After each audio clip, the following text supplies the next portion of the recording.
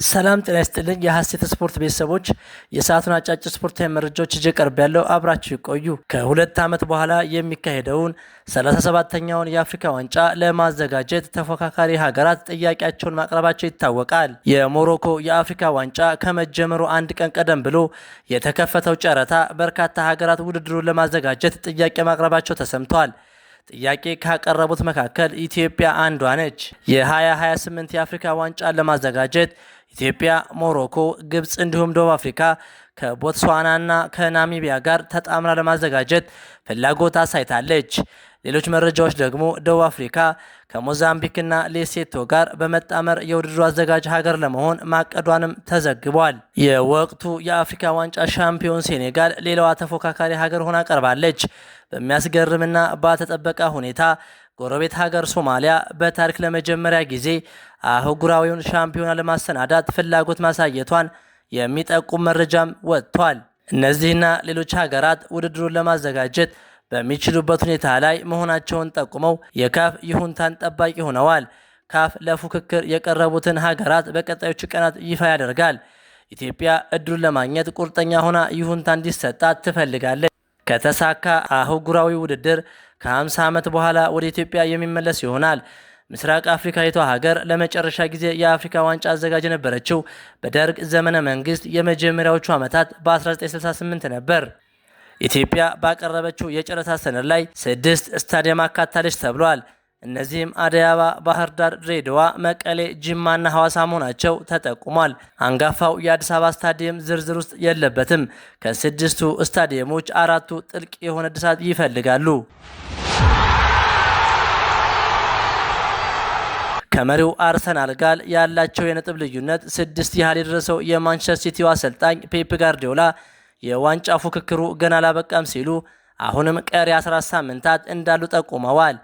በዘንድሮ የውድድር ዓመት የወጥነት ጥያቄ እየተነሳበት የሚገኘው ማንቸስተር ሲቲ ካለፉት 6 የፕሪሚየር ሊግ ጨዋታዎች ማሸነፍ የቻለው አንዱን ብቻ ሲሆን በ4 ጨዋታ አቻ ተለያይቶ በማንቹራ ደርቢ ደግሞ በማንቸስተር ዩናይትድ ሽንፈት ገጥሞታል። ሲቲዝኖቹ በተለይም ወሳኝ በነበረው የ4ኛ ሳምንት የሊጉ መርሃ ግብር ወደ ሰሜን ለንደን አቅንተው ከቶተንሃም ሆትስፐር ጋር አቻ መለየታቸው ከመድፈኞቹ ጋር የነበራቸው የነጥብ ልዩነት ከ4 ወደ 6 እንዲሰፋ ምክንያት ሆኗል። አሰልጣኝ ፔፕ ጋርዲዮላ 14 ሳምንታት እየቀሩ አሁን ላይ ስለ ዋንጫ ፉክክሩ ማውራት ቀላል አይደለም፣ እድል እስካለን ድረስ እስከ መጨረሻው ለመፋለም ዝግጁ ነን ሲሉ ሀሳባቸውን ሰጥተዋል። በሊጉ ውስጥ ከባድ ፉክክር እንዳለ የጠቆሙት አሰልጣኙ በየጨዋታው ምን እንደሚፈጠር ለመገመት አዳጋች እንደሆነ ተናግረዋል። ማንቸስተር ሲቲ በ25ኛ ሳምንት የሊጉ መርሃ ግብር ከሜዳ ውጭ አቅንቶ በአንፊልድ ከሊቨርፑል ጋር የሚጫወት ሲሆን ይህም በቀጣይ በዋንጫ ፉክክሩ ላይ ትልቅ ትርጉም እንደሚኖረው ይጠበቃል። ማንቸስተር ሲቲ ከአሰልጣኝ ፔፕ ጋርዲዮላ ጋር ባለፉት ዓመታት ባሳካቸው ስኬቶች ውስጥ ትልቅ ልምድን መያዙ አሁንም በዋንጫው ፉክክር ውስጥ ለሰሜን ለንደኑ ክለብ አርሰናል ትልቅ ራስ ምታት መሆኑ እንደሚችል ይታመናል። እስከ 2027 ድረስ በውሃ ሰማያዎቹ ቤት የሚቆይ የውል ስምምነት ያላቸው የ55 ዓመቱ ፔፕ ጋርዲዮላ በዚህ ዓመት የሊጉን ዋንጫ የሚያሳኩ ከሆነ ምናልባትም የኢትሃድ ቆይታቸው ከስኬት ጋር ሊጠናቀቅ የሚችልበት እድል ሰፊ ስለመሆኑ ተዘግቧል። ካሴሜሮ በማንቸስተር ዩናይትድ ያለው ቆይታ በቀጣይ መጠናቀቁን ተከትሎ የሳውዲው ክለብ አልናስር ተጫዋቹን የመውሰድ ከፍተኛ ፍላጎት እንዳለው እየተነገረ ይገኛል። በአልናስር ቤት የሚገኘው ክርስቲያኖ ሮናልዶ የቀድሞ የቡድን አጋሩ ካሴሜሮ ወደ ሳውዲ አረቢያ እንዲመጣ ግፊት እያደረገ እንደሆነ ይነገራል።